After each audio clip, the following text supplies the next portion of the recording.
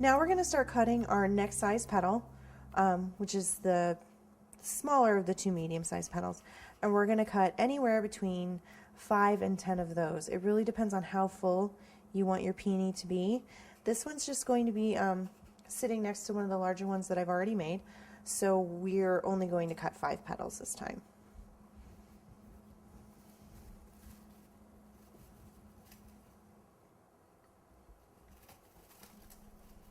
Make sure you get those nice and covered up because you don't want them drying out while you're waiting.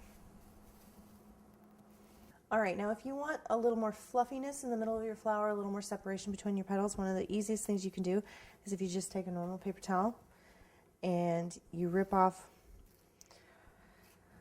little rectangular pieces, or non-rectangular, depends on how good you are at ripping things, and you can just go ahead and insert those in between your petals. Now you don't want them to go down too far because you don't want them to touch where you've gotten the sugar wet, otherwise they'll stick in there. But what that does is it keeps your petals a little further apart. Gravity is your friend in this situation because it will pull the petals back down while it's drying, so your paper towels won't fall out. But when it is completely dry, you can just go back and pull those pieces out, and it will keep that shape. It'll keep that distance in between once it's dried.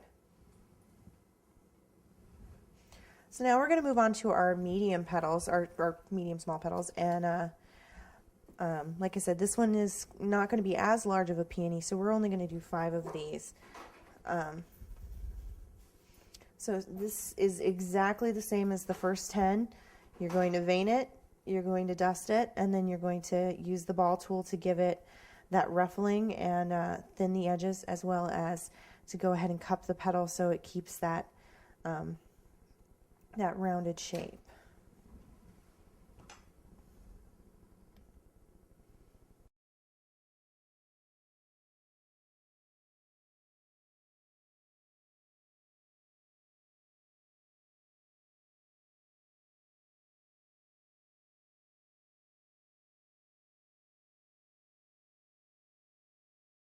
And just like on the first petals, you just kind of want to brush in that V shape. Oop, there it goes, sticking to your counter.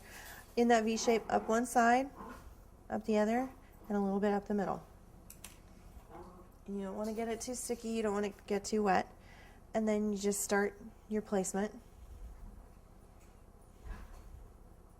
Now this is where those paper towels are really going to come in handy. Because you don't want it to fold over on top of the petals you've already made, but you want it to kind of push out away.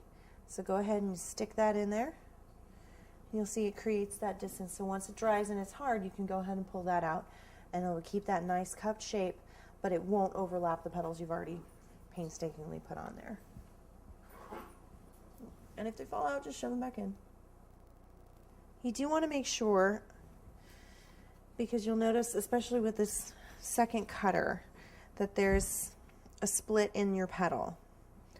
You do want to make sure that you're flipping some of the petals over. You don't want all your petals to be exactly the same shape going in exactly the same direction. So some of them go ahead and flip over and use the ball tool on the opposite side. Like I said earlier, in nature, nothing's completely symmetrical, and you'll find that your flowers are much more realistic looking with some small flaws, with some asymmetrical tendencies or little curls in the petals.